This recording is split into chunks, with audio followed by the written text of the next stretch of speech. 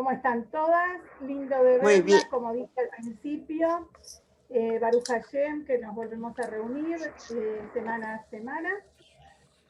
Vamos a retornar después de estos días de luz, de Hanukkah y de tanto aprendizaje de Hanukkah.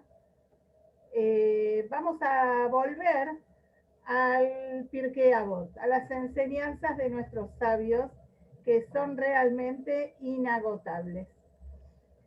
Y vamos a tomar la Mishnah. Ya estuvimos hablando de varias Mishnayot que tenían que ver con número, unas con el número 10, otras con el número 4, 4 tipos de personas, 4 tipos de alumnos, 4 tipos de gente que da tzedakah, etcétera, etcétera. Ahora vamos a volver al número 10. Y esta vez nos vamos a conectar con el, el, nuestro patriarca Abraham Avinu, que me acabo de dar cuenta que no tengo la traducción exacta a mano, pero la voy a traducir yo libremente. Libre, traducción libre. Vamos a ver qué nos dice el Pirkei Avot de Abraham Avinu y qué relación tiene con el número 10. Y dice así, Abraham Avinu, el padre querido, como dice la canción, la base, el primero de nuestros patriarcas, el que abrió el camino del Mesirut Nefesh, de la entrega de la vida por Dios, el que abrió el camino del servicio a Dios por encima de todo. ¿Qué nos cuenta la Mishnah? Dice así, 10 pruebas, en 10 pruebas fue probado, le hicieron la prueba, Dios lo probó a Abraham Avinu y en todas salió airoso, o sea, todas las pasó correctamente. ¿Para qué fueron estas pruebas? Para mostrar el amor de Abraham Avinu a Dios. Esto es lo que nos dice la Mishnah con respecto al número 10 y Abraham Avinu. Nuestros sabios no discuten el hecho de que pasó 10 pruebas, sino discuten un poco en algunas pruebas, disienten cuáles fueron esas 10. Tenemos, por ejemplo, Rashi, el gran exégeta de la Torá, del Talmud y de todo lo que quieran, dice así, ¿cuáles fueron las 10 pruebas? Cuando el rey Nimrod, como cuenta la canción, quiso matarlo, ni bien él nació, fue Abraham, él había visto en las estrellas, como te cuenta la canción, que va a venir un hombre que lo va a dejar en obviedad de que él no es Dios, que no es el Dios, como se creía que Nimrod era. Y entonces Nimrod sabía quién era el niño que iba a nacer y pidió a su padre, Teras, que lo traiga para matarlo. Y la madre lo escondió en una cueva y tuvo que estar escondido en una cueva durante 13 años. 13 años Abraham se crió solito, digamos, sin estar en medio de la gente, por 13 años. La segunda prueba la calcula Rashi, dice que es cuando ya era adulto Abraham y proclamaba a Dios como el creador del cielo y la tierra y el único que gobierna el mundo y lo trae a ser. Y Nimrod decía que él era Dios, entonces hizo preparar un horno enorme, muy grande, lleno de leña encendida por muchos días, etcétera, etcétera. Y Abraham fue arrojado al fuego y estuvo dispuesto a hacerlo. Y Dios lo protegió y salió indemne. Pero él sabía, la prueba fue que él no tuvo miedo de que lo iban a tirar al fuego. La tercera prueba, de acuerdo a Rashi, es cuando tiene 75 años, Abraham. Un hombre con una carrera, con una trayectoria, conocido. Imagínense, cada vez que pasaba algo lo traían a la televisión para que opine, para que hable, para que diga, una manera de decir, ¿no? Era una persona muy influyente y muy conocido en los ámbitos culturales de entonces, de Ur-Kasdim, donde él vivía. Todo le pedían opinión, él era astrónomo, era astrólogo, era matemático, una persona con todos lo conocían, todos lo respetaban. A esa edad viene Dios y ¿qué le dice? Lej lejame arceja, andate de ahí donde sos tan famoso, deja toda tu trayectoria de lado, te tenés que ir a la tierra que yo te voy a mostrar. Y Abraham no dijo, no, ¿cómo me voy a ir? No puso ni un pero, ni un sí, ni un no, directamente empacó y salió. Cuando llega a Israel sucede la cuarta prueba. ¿Cuál es? Dios le dice, te voy a dar ahí en la tierra que te voy a dar, vas a tener abundancia y vas a tener todo lo mejor, etcétera, etcétera. ¿Qué le pasa a Abraham? Cuarta prueba, llega a Israel, se declara una hambruna, una sequía impresionante, no había lo que comer. Abraham no dijo, pero ¿qué me hizo Dios? ¿Cómo me hace venir y me promete una cosa? No dijo nada, ni siquiera pensó algo incorrecto. Cuando la quinta prueba es cuando él se va a Egipto para buscar comida, le incautan, es la manera de decir, le sacan a su esposa Sara para llevársela al faraón. Toda esa prueba tan difícil que él tuvo que pasar. La sexta prueba, de acuerdo a Rashi, es cuando lucha con los 5 reyes que vienen a atacar a los 4 reyes. Hay toda una guerra y los 5 reyes son vencidos por los 4 reyes y se llevan de botín, se llevan además de todas las cosas, a las personas se las llevan como esclavos. Y entre ellos estaba su sobrino Lot. Y Abraham no dudó, no dijo, no, ¿cómo me voy a meter con ellos que son tantos y tan poderosos? Dijo, hay que salvar personas. Se lo salvó, ganó la batalla, lo salvó. Cuando el botín quedó en sus manos y le dijeron, llévate todo el botín, él dijo, no voy a llevar ni un cordón de zapato, dijo, nada, para que ninguno de ustedes después diga que yo hice rico a Abraham. Después de eso, Rashi opina que la séptima prueba es cuando Dios hace un pacto con él, el famoso pacto de las partes, en hebreo Brit Bein Abetarim, en donde Abraham es anunciado que su descendencia va a ser esclava en un país ajeno, etcétera, etcétera. Y no solo eso, dicen los sabios que también le anunció todos los 4 exilios que su descendencia va a pasar. Y en ningún momento Abraham se sintió traicionado o desilusionado. La octava, de acuerdo a Rashi, es cuando Dios a los 99 años le pide que se haga el Brit Milá. Una persona mayor, una persona grande, que se haga algo así en medio y de manera también a su hijo, por supuesto, y a todo. Y Abraham no dudó ni un instante.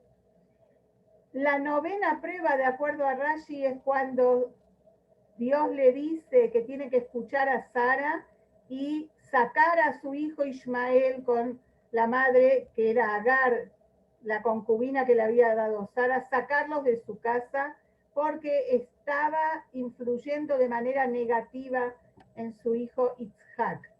Y él de todas maneras no dudó, si Dios se lo ordenó, lo hizo. Y por último, la décima y seguramente la más difícil de las 10 pruebas es Akedat Yitzhak, el hecho de que Dios le pide, después de 37 años de haberle dado a Yitzhak, su hijo amado, que era el que iba a continuarlo, Dios le dice, tenés que entregármelo como ofrenda. Y Abraham no duda, no dice, no, déjamelo unos días más, no se pone a llorar, no se pone a patalear, no dice, pero ¿cómo? Yo que fui siempre tan bueno, ¿cómo me haces esto? Cero. No solo que no habla, no piensa siquiera nada negativo. Esta vez Abraham Avinu. Dicen nuestros sabios que Abraham Avinu fue, las personas, digamos, en general, todos pasamos pruebas. Todos los días una persona, un yehudí pasa pruebas.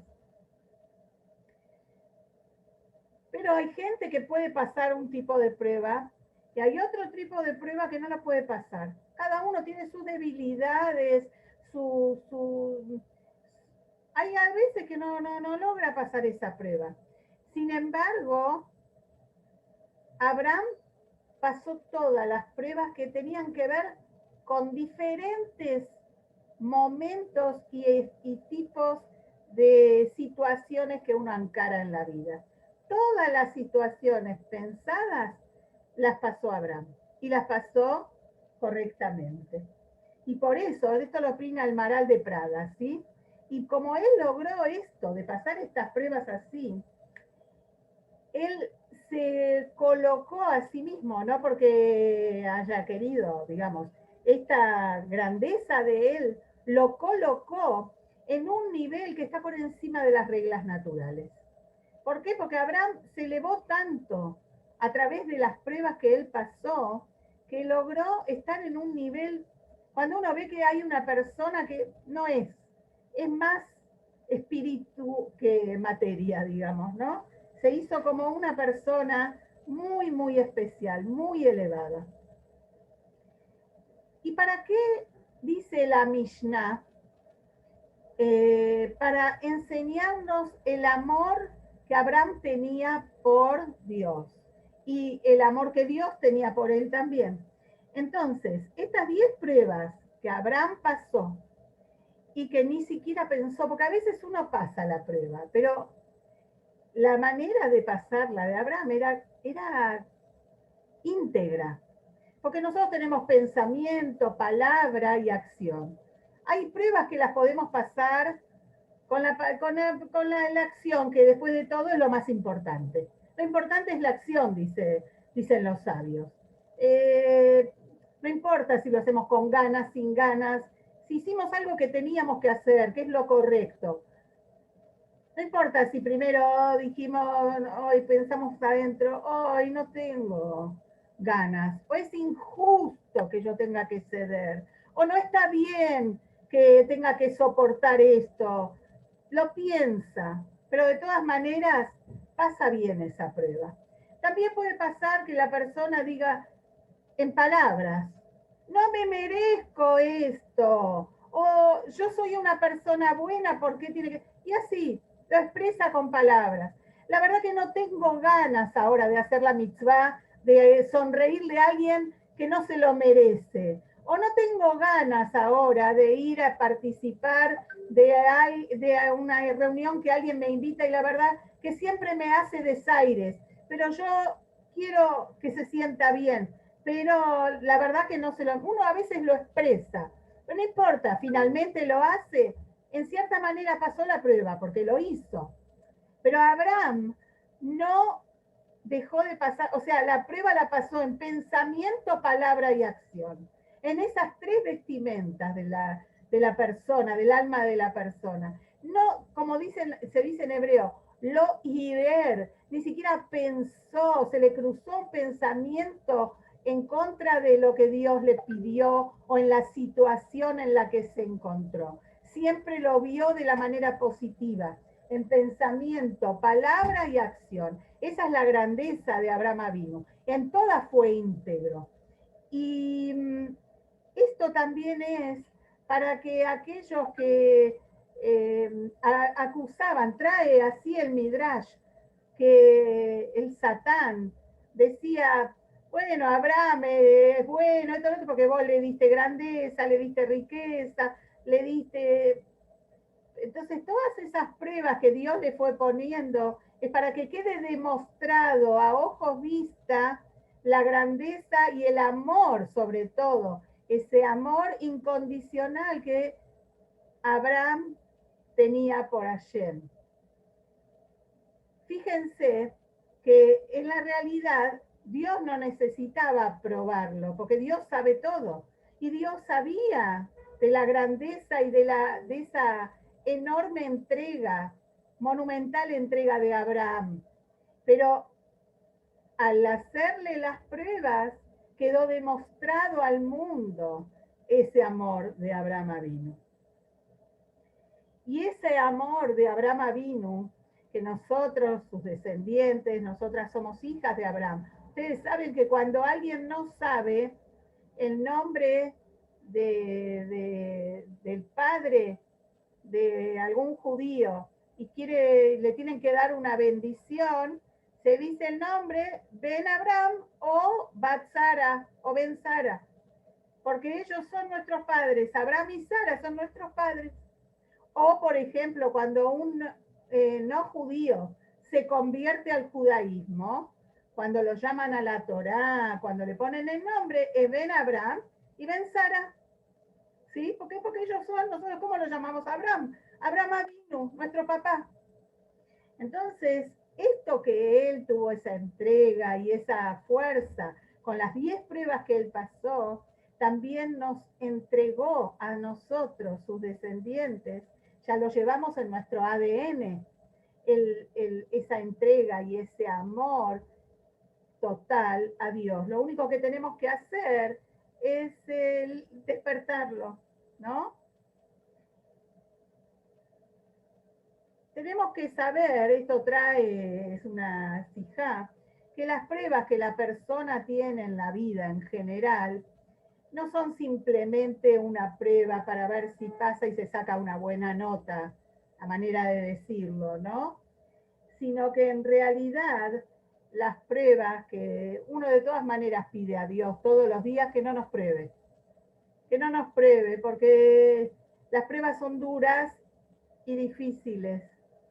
Entonces le pedimos a Dios que no nos pruebe, pero de todas maneras, cada uno conoce su vida y sabe que hay pruebas más difíciles, pruebas más sencillas, pruebas intermedias. Y uno, ahí es donde tiene que mostrar si permanece unido a Dios, si permanece con fe y cómo lo vea esto que le pasó. Las pruebas no son simplemente para eso, ese es el objetivo, solamente demostrar esto, sino porque a través como en hebreo, prueba se dice nisayón. No prueba de hacer una prueba escrita, eso es otra, se dice vejina, pero nisayón significa las pruebas que una persona pasa, ¿sí? Nisayón viene de la palabra nes. Nosotros nes sabemos que quiere decir milagro, pero nes también quiere decir elevarse. Una bandera, por ejemplo, también se le dice nes. Y la bandera normalmente, ¿qué hace? Flamea y se mueve para arriba, ¿verdad? Entonces, la persona, a través de las pruebas mismas que Dios le pone, el objetivo es que cuando Él las pasa, se eleva, se une más con la divinidad, se convierte en una persona aún mejor. A veces uno ve, por ejemplo, gente que tiene el desafío de tener hijos con capacidades diferentes. Y uno ve que esa gente tiene una entereza, una manera de ver la vida, una entrega, un amor superior a lo que uno ve en general. ¿Y de dónde sale esto? Justamente la prueba lo hace elevarse, convertirse en una persona mejor, y no solo mejor, sino superior, como lo de Abraham, como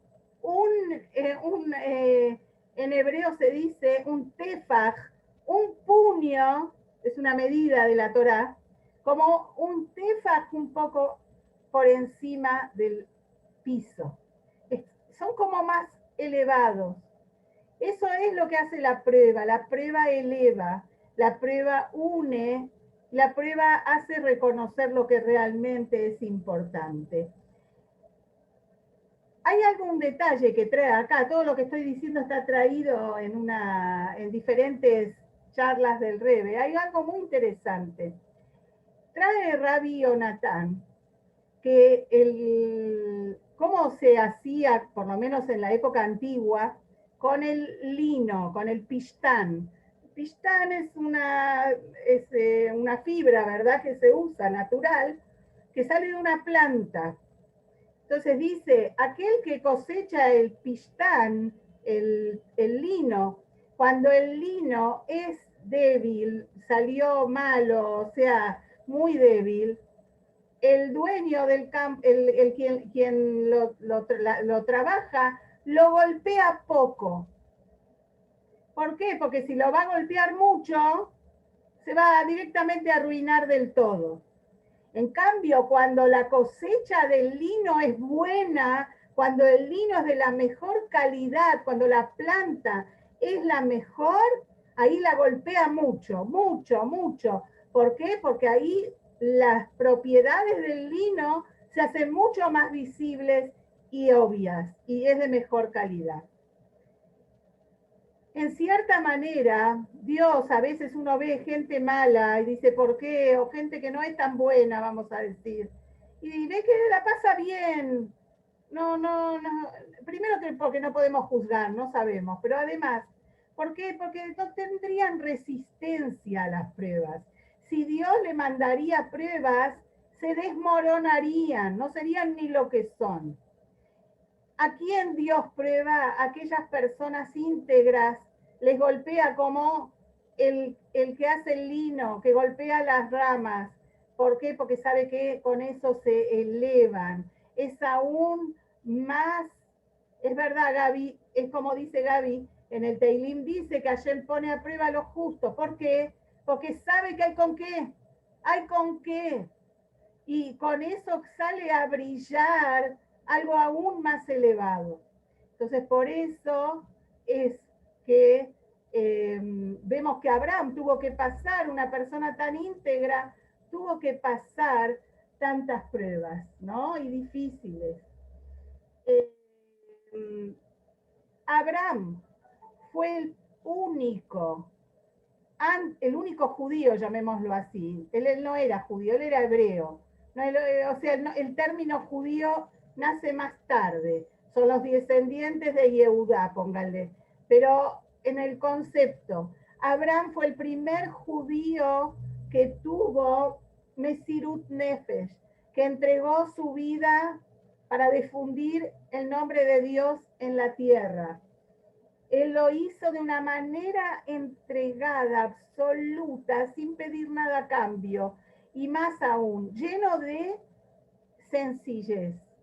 Porque uno dice, bueno, él podría haberse también enorgullecido de su condición. Decir, estoy satisfecho conmigo mismo, porque pude pasar todas esas pruebas. Qué bien que actué. Todo lo contrario, Abraham era una persona extremadamente humilde. Como él mismo dijo, está en la Torá que dice, Vanoji Farba Efer, yo soy polvo y ceniza. Él se consideraba absolutamente, ¿cómo diríamos? Como que no era algo que sin él nada podía pasar. No se consideraba para nada indispensable. Y hay una historia que se cuenta, que contaron, que escuché. Estaban una vez un grupo de Hasidim de Jabat reunidos, estaban haciendo lo que se llama en la jerga de los Hasidim un Farbrengen, una reunión de amigos donde se hablan palabras de Torá y uno se desea bendiciones a los otros y uno trata de aprender y de corregir las cosas. En ese Farbrengen estaba presente el famoso Mashpia Rabbi Mendel Futterfass, como lo llamaban todos, Red Mendel Futterfass, un judío que vivió en la Rusia comunista, donde hizo todo lo posible para ayudar a sus hermanos a no ir presos, a no perder el judaísmo, a ayudarlos a salir de Rusia, etcétera, etcétera. Entre otras cosas, por toda su, digamos, acción revolucionaria o contrarrevolucionaria, fue enviado 20 años a Siberia. 20 años en campos de trabajos en Siberia. Una personalidad impresionante. Después de 20 años de castigos, salió y después de manera milagrosa pudo salir también de Rusia. Primero fue a Londres, y de ahí, donde estaba su familia, que ya había salido antes, y después se fue a vivir a Israel, a Kfar Jabat, donde él era mashpia, era mentor de los Hasidim. Entonces estaba él ahí con los Hasidim haciendo un Farbrengen, y un muchacho hizo una pregunta, dijo, Remendel, yo tengo una pregunta. Bueno, decila. Se dice que la persona tiene que ser humilde. Nosotros en la Torá encontramos, y en el Hasidut sobre todo, habla mucho de que la persona no tiene que creerse a sí misma como algo especial, tiene que tener bitul. Bitul significa autoanulación. No sentirse que uno es alguien por sí mismo, tener esa humildad y siempre ver al otro como más importante. Una persona tiene que, esta es la condición. Entonces, por un lado nos enseñan así, pero por otro lado dice que la persona tiene que decirse a sí mismo todos los días, Bishvilini Braolam, para mí fue creado el mundo. Entonces, es una contradicción. Por un lado, tengo que ser muy humilde y no creérmela, como decimos en Argentina. Pero por otro lado, tengo que pensar que todo el mundo fue creado para mí. Yo soy el centro, el ombligo del universo. ¿Cómo es? Mendel Futterfass estaba por contestarle, y en ese momento un Hasid que estaba presente dijo, yo tengo la respuesta, porque yo tuve en un momento la misma pregunta y se la hice al Rebe, a nuestro Rebe, al Rebe de nuestra generación. Y el Rebe me dijo así. Entonces cuando él dijo así, que le va a dar la respuesta del Rebe, Mendel Futterfass le dijo, espera, un momento. Se puso de pie, se cerró el capote, se puso el famoso ese gartel, ese cinturón que usan los Hasidim para rezar, como que venía un momento muy sagrado. ¿Por qué? Porque iba a escuchar una respuesta del Rebe. Así de Hasid era Reb Mendel. Y entonces este Hasid le dijo, yo le hice la misma pregunta al Rebe y el Rebe me respondió así. La persona tiene que autoanularse, tiene que ser humilde, pero tiene que saber que dice Bishvili Nibra a Olam. Olam significa mundo, todos saben. Para mí fue creado el mundo, Olam. Pero Olam tiene la misma raíz que la palabra Elem. Elem quiere decir oscuridad, ocultamiento. Y entonces tiene que saber que para él fue creado el ocultamiento. ¿Qué significa? Cada uno de nosotros, hijas e hijos de Abraham Avinu, vinimos a este mundo con una misión impresionante. Nadie puede cumplir la misión del otro. Cada uno de nosotros tiene asignada esa misión y es importantísima porque Hashem nos asignó ese rol. Entonces, tiene que saber que en el mundo hay oscuridad, en el mundo hay ocultamiento, en el mundo parece que la maldad es la que gana, En el mundo parece que el corrupto es el que sale siempre adelante. En el mundo parece que la mentira vale, que lo que vale es la plata, no importan los valores. Esa es el Elem, esa es el ocultamiento que Hashem creó para vos. ¿Qué significa? Para que vos la disipes a esa oscuridad, para que vos la saques, para que reveles la bondad, para que reveles las cosas buenas en el mundo, para que a través de tu palabra, a través de tu acción, se haga la luz. Para eso tenés que estar en este mundo y sos muy valioso. Nadie puede hacerlo por otros.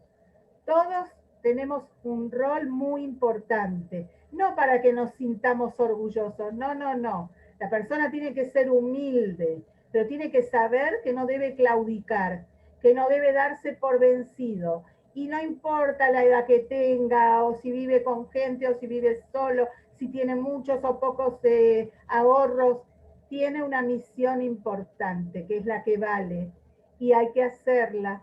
Y uno no sabe, capaz que diciendo una palabra linda a otro, encendiendo, la manera que una prenda las velas de Shabbat no reemplaza nadie va a reemplazar la manera que vos enciendas las velas de Shabbat.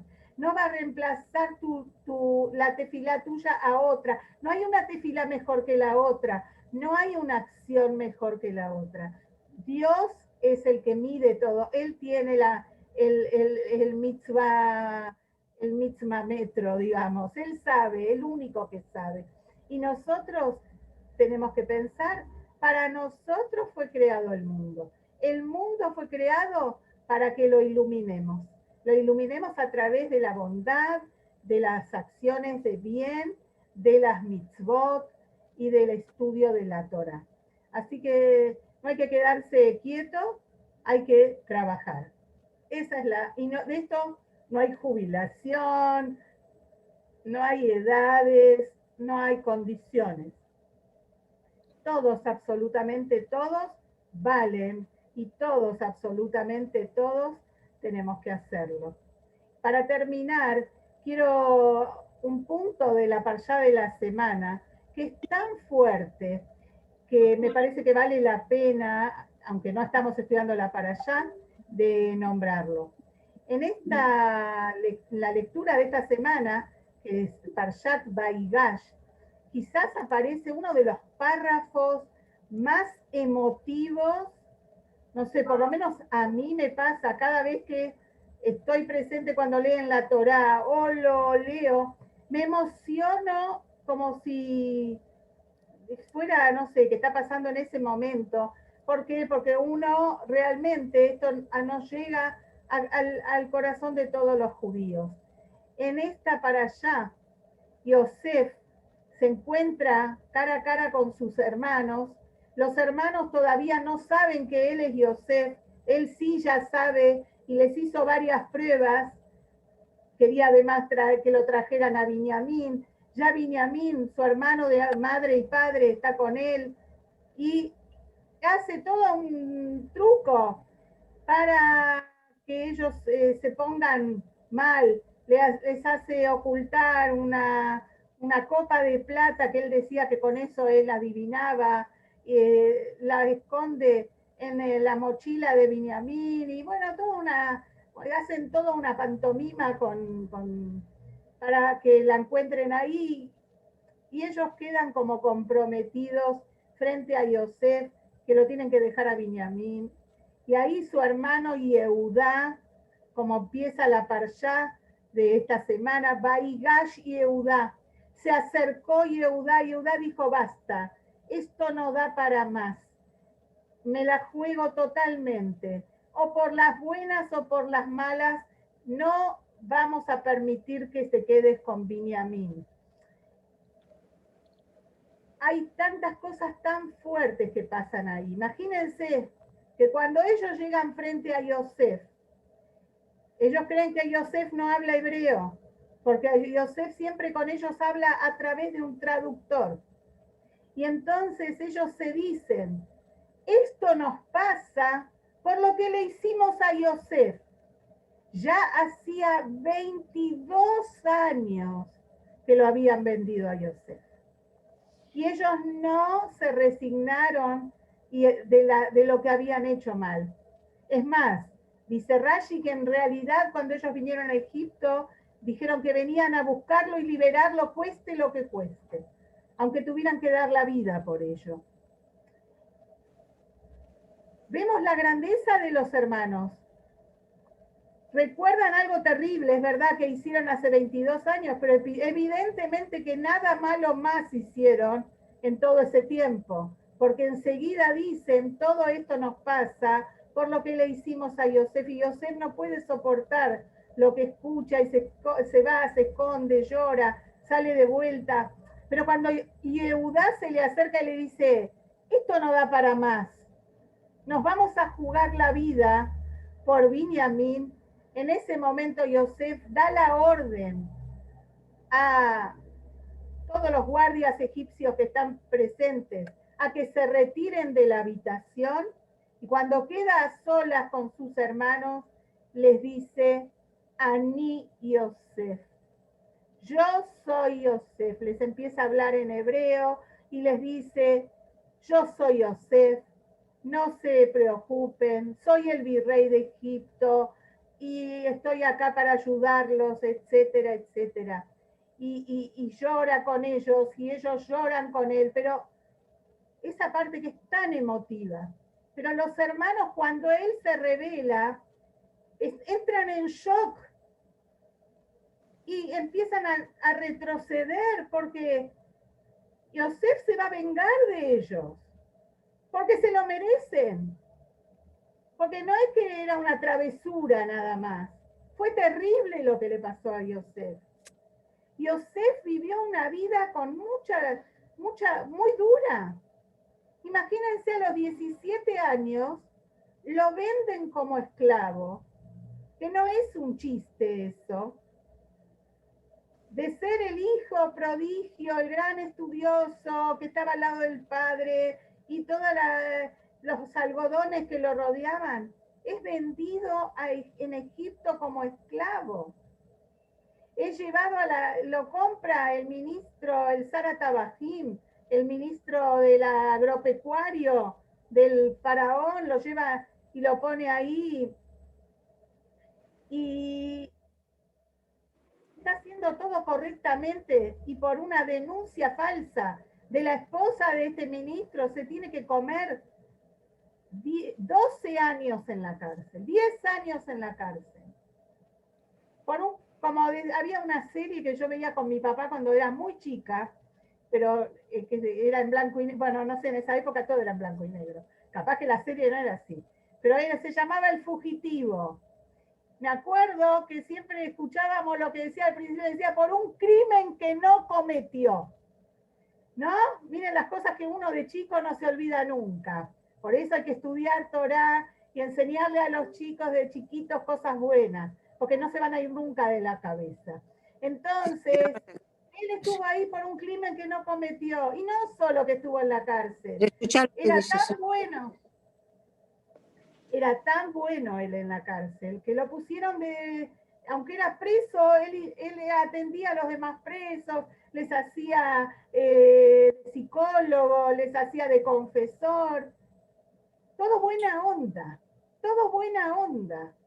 Y cuando él finalmente es virrey y ayuda a todos para que no pasen por la hambruna y se encuentra frente a frente después con sus hermanos, lo último que nunca pensó en vengarse. Y pensemos de dónde sacó la fuerza. Aunque sea decirles algo, che, muchachos, estuvieron mal, me hicieron sufrir, los perdono, pero sepan que la pasé mal. No dice ni una palabra, no piensa nada malo. ¿Qué les dice? Como dice Gaby, ¿qué dice? Ustedes no me mandaron acá. Todo esto es porque Dios lo planeó y era para bien. Yo vine acá para salvarlos, para que la humanidad no muera de hambre. Es el plan divino. ¿De dónde tenía esa fuerza de no odiar a nadie? ¿Por qué? Porque tenía esa fe, esa manera de saber que todo es dirigido por Dios. Y con esto vamos a concluir. Esto está traído, el Alter Rebbe lo trae en el Tania. Esta situación de Yosef con sus hermanos, como ejemplo para qué. Nos dice en el capítulo 12, si no me equivoco, o por ahí 13, trae que hay que querer a todas las personas. Una persona tiene que amar a todo Yehudí, incluso a aquella persona que te hizo daño. Entonces, ¿cómo puedo querer a alguien que me dañó, que me hizo algo malo, que me estafó, que me robó, que me insultó, que me avergonzó? Tantas cosas que Dios libre y guarde puede una persona recibir de otra. ¿Cómo puedo perdonarlo? ¿Cómo puedo? Más todavía, ¿saben lo que dice el Alter Rebbe? No solo que hay que perdonarlo y no vengarse, sino que hay que agradecerle por lo que nos hizo. ¿Pero qué es esto? ¿Cuál es la explicación? La explicación es que no hay nada que le pase a la persona sin el permiso divino. Nada. Todo lo que la persona recibe es porque vino de Dios.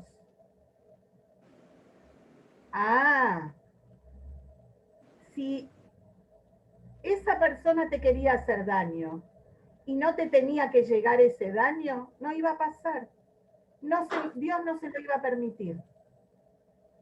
Entonces, ¿qué te metes con la persona y la odias? Si no es ella la que te mandó lo que te mandó. Pero, por otro lado, aquel que fue instrumento de Dios para hacer una maldad, tiene también su tema. Él tiene que hacer teshuvá. ¿Por qué Dios lo eligió a él? Él aceptó ser un vehículo para algo negativo. Pero esa cuenta es de esa persona propia con Dios. Vos contra él no tenés que tener nada, porque él no tiene fuerza para hacerte nada. Simplemente él tiene que arreglarse con Dios por haber hecho el mal, haber permitido ser agente de algo negativo. Pero vos tenés que estar contento con que, bueno, esto vino de arriba, es una prueba. ¿Qué va a ser? Y tenés que ver cómo vas a pasarla. ¿Y de dónde lo aprende? El Alter Rebbe te trae, en el Tania te dice que hay que ser como Yosef con sus hermanos. ¿Qué significa? Gomel la Hayabim Tobot. Le devuelve a aquellos que en realidad actuaron de manera incorrecta con bondad. ¿Por qué? Porque no es la persona la que te hizo algo. Es un nivel muy elevado. Yosef, por alguna razón, no lo llamamos ni Yosef Avinu, ni Yosef Amelech, ni nada. Lo llamamos Yosef Atzadik. Es un nivel muy elevado. Pero en algún momento la persona puede emular a un tzadik y seguramente que si pensamos así vamos a tener mucha más salud. Vamos a estar mucho mejor. Si sabemos que el otro en realidad, no tiene ningún dominio sobre nosotros. En la realidad no es nada, no es ningún agente que pueda hacernos algo por sí mismo. Así que no vale la pena siquiera enojarse, hacerse mala sangre. Seguramente que si la persona en el momento ese piensa y evalúa, va a tener mucha más salud y tranquilidad mental. Y el otro se tendrá que arreglar con Dios. Así que bueno, que podamos, realmente que no tengamos pruebas, que solo tengamos alegrías, bendiciones reveladas. Ya el pueblo judío tuvo muchas pruebas, ya es momento de solo brajot reveladas y la más importante, la venida del Mashiach. Un beso grande, me encantó estar con ustedes, nos vemos y todo lo mejor.